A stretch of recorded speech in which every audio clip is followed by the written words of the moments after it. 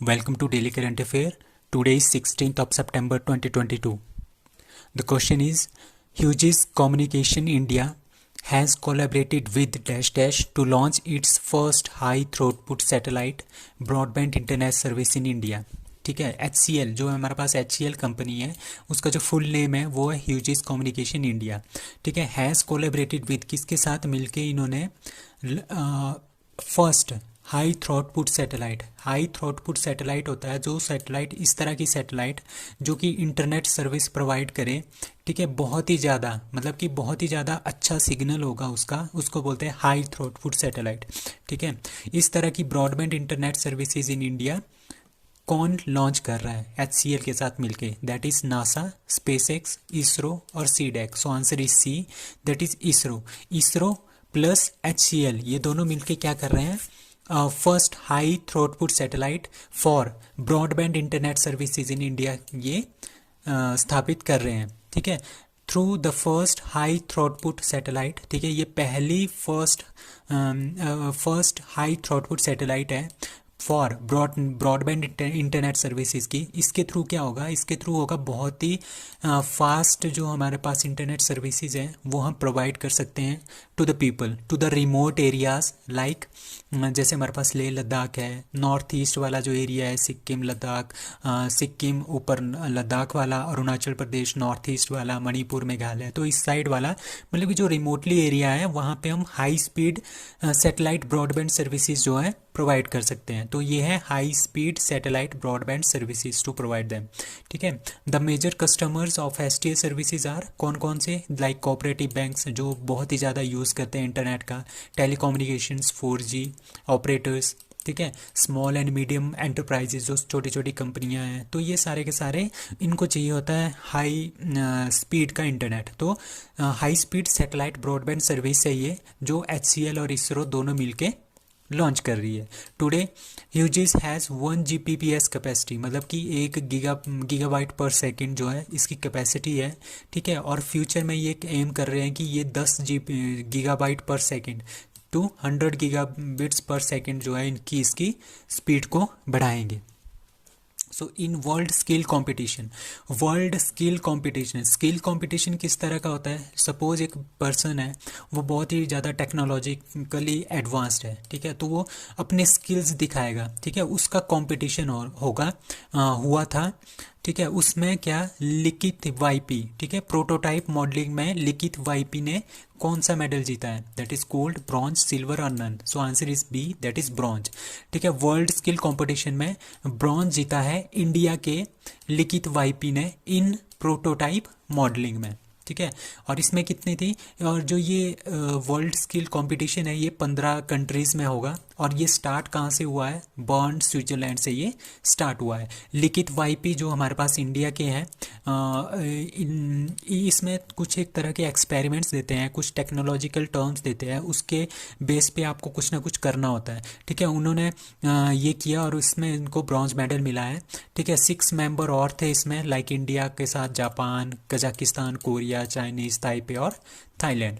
सो कुछ और क्वेश्चंस हैं लाइक लॉन बॉल्स. ये काफ़ी इंपॉर्टेंट क्वेश्चन है ये दोनों क्योंकि इंडिया ने पहली बार लॉन बॉल्स में कोई मेडल जीता है. In Commonwealth game 2022 female lawn balls में इंडिया को गोल्ड मिला है और मेल लॉन बॉल में इंडिया को सिल्वर मिला है. अब थॉमस कप भी इंडिया ने सबसे पहली बार जीता है. ठीक है, इंडिया विनर डिफीटेड किसको? इंडोनेशिया को, जो कि 5 या 6 बार शायद ये विनर रह चुका था. इंडोनेशिया इसको हराया था. ये बैडमिंटन का टूर्नामेंट होता है. ठीक है, और फर्स्ट टाइम ये टाइटल जो इंडिया ने जीता है. अब All England badminton championship Victor Axelsen ने जीता है. ऑल इंग्लैंड जीता है Victor Axelsen. All India badminton championship जीता है लक्ष्य सेन ने. और वांडा डायमंड लीग जो अभी कुछ दिन पहले हमने पढ़ा था ज्यूरिख स्विट्जरलैंड में नीरज चोपड़ा ने क्या जीता है यहाँ पे? ये पूरी की पूरी जो है फाइनल लीग जो है इसने जीती है नीरज चोपड़ा में.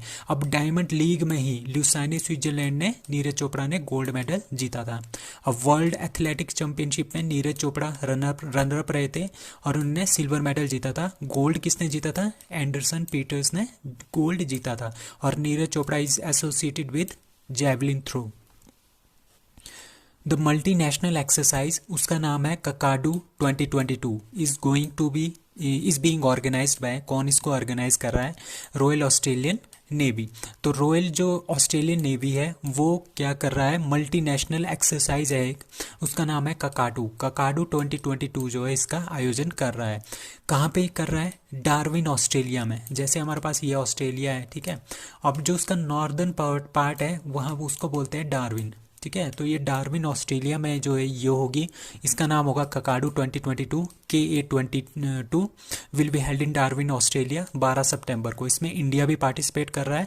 इंडिया के साथ साथ 20 कंट्रीज जो है टोटल इसमें पार्टिसिपेट कर रही है, ठीक है। इसका जो थीम है इस साल का that is partnership, leadership and friendship. ये काफ़ी इंपॉर्टेंट क्वेश्चन है। नाउ इंडिया की तरफ से कौन पार्टिसिपेट कर रहा है? INS Satpura and PATI maritime petrol aircraft, ठीक है। और यही जो दोनों थे सतपुड़ा एंड PATI, ये रिम्पैक में भी यही थे, ठीक है। और ये अब ककाडू 2022 में भी यही पार्टिसिपेट करेंगे इंडिया की तरफ से। अब कुछ और एक्सरसाइजेज हैं जो हमने पिछले लेक्चर्स में भी किया था, लाइक इक्वेरियन, इंडिया मालदीव्स के बीच में। ये मैंने इसलिए ऐड किया ताकि ये आपको अच्छे से याद हो जाए। Now Milan 2022 at Visakhapatnam many countries में पार्टिसिपेट करेगी। स्लिनेक्स मित्र शक्ति इंडिया श्रीलंका की है। Khanjar India Kyrgyzstan, Dustlik India Uzbekistan, Al Najah India Oman, Kazind India and Kazakhstan, Udara Shakti India Malaysia, Vajra Prahar India USA that is Bakloh HP में हुआ था। अब वोस्तक 2022 रशिया के साथ, इंडिया और रशिया में होगा। और इसमें इंडिया, चाइना और रशिया तीनों पार्टिसिपेट कर रहे हैं और 3 और कंट्रीज़ हैं, ठीक है। पिच ब्लैक 2022, अब पिच ब्लैक और ककाडू 2022 ये दोनों कहाँ की है? ऑस्ट्रेलिया की, और दोनों रॉयल ऑस्ट्रेलियन नेवी जो इसको ऑर्गेनाइज कर रही है। और रिम्पैक आपको पता ही है, it is the world's biggest naval exercise. 27 countries में पार्टिसिपेट की थी। कहाँ पे? हवाई आइलैंड USA में। और INS सतपुड़ा प्लस PATI ने इसमें पार्टिसिपेट किया था।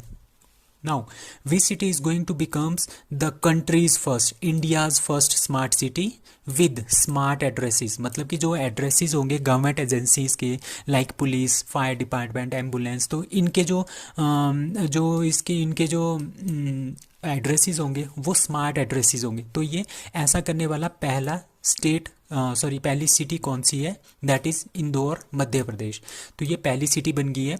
और इन्होंने किसके साथ MOU साइन किया है? पट्टा नेविगेशन के साथ, ठीक है। ये पट्टा नेविगेशन एक तरह की कंपनी है। ये क्या बनाएगी? ये इसरो के साथ मिलके एक डिजिटल एड्रेसिंग सिस्टम जो है पूरे इंडिया के लिए तैयार कर रहे हैं, ठीक है। जितने भी हमारे पास इंडिया की गवर्नमेंट एजेंसीज होगी, इमरजेंसी सर्विसेज होगी, like police, fire department, ambulance वगैरह, तो इनके लिए ये एक तरह का डिजिटल क्या करेंगे? स्मार्ट एड्रेसेस प्रोवाइड करेंगे। स्मार्ट एड्रेसिंग मतलब कि डिजिटल एड्रेस प्रोवाइड करेंगे, ठीक है।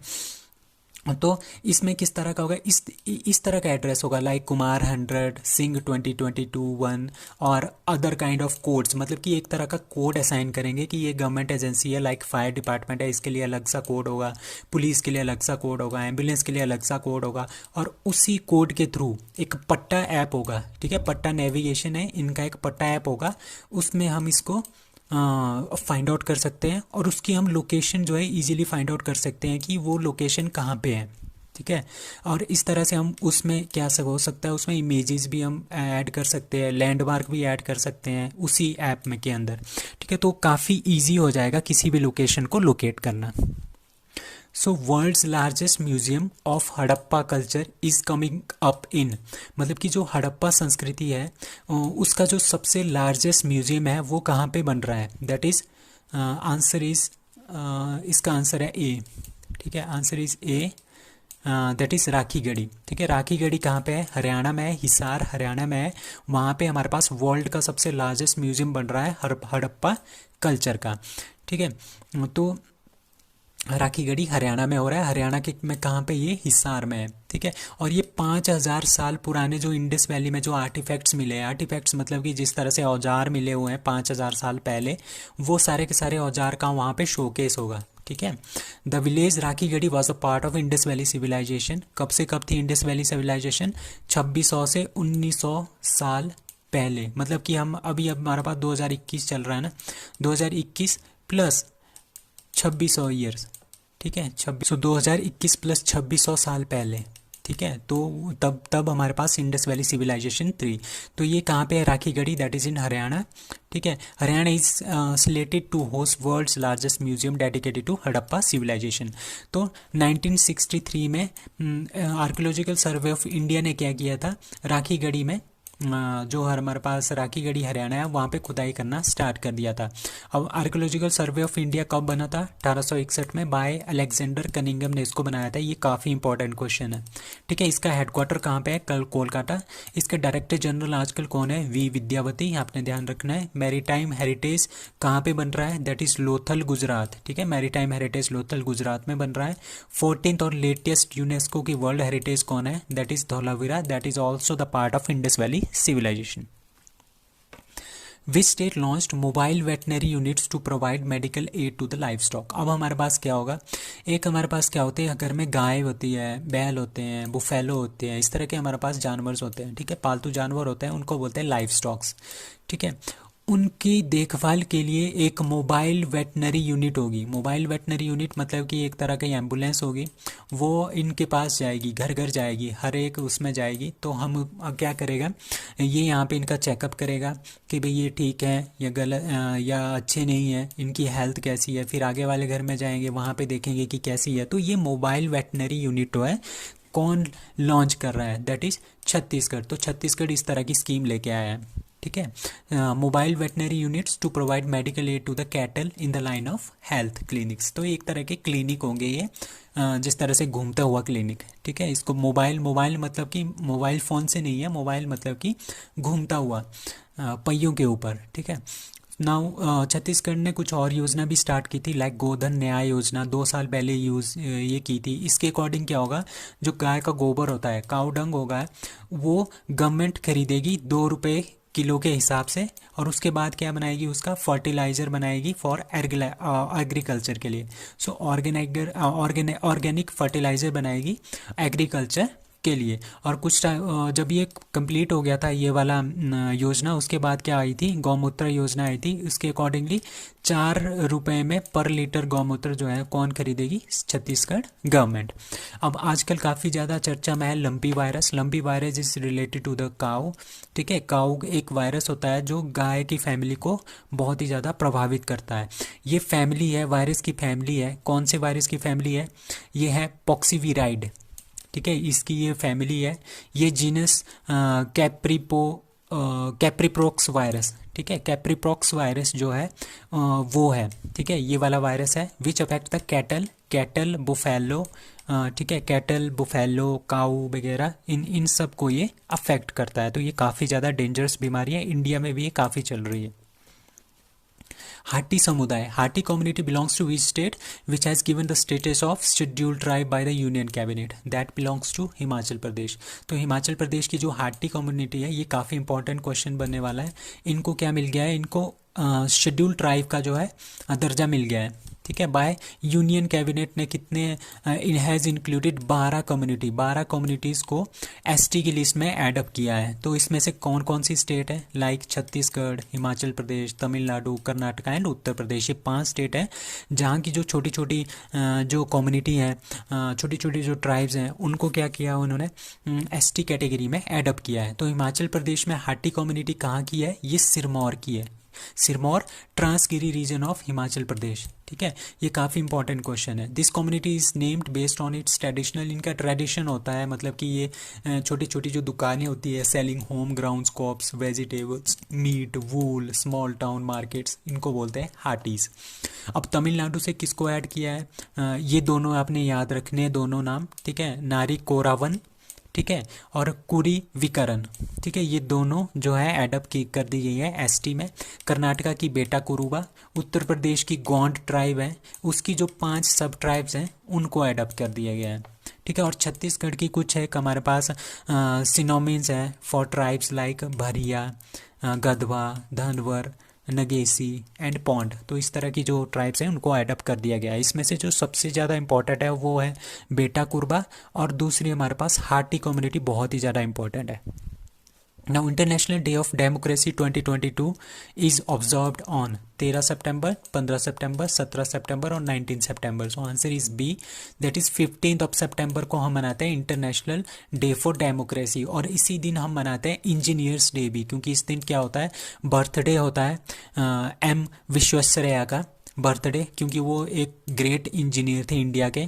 ठीक है, तो उनकी अचीवमेंट को वो करने के लिए, ऑनर करने के लिए 15 सितंबर को क्या मनाया जाता है, इंजीनियर्स डे भी मनाया जाता है। और 15 सितंबर को इंटरनेशनल डेमोक्रेसी डे भी मनाया जाता है।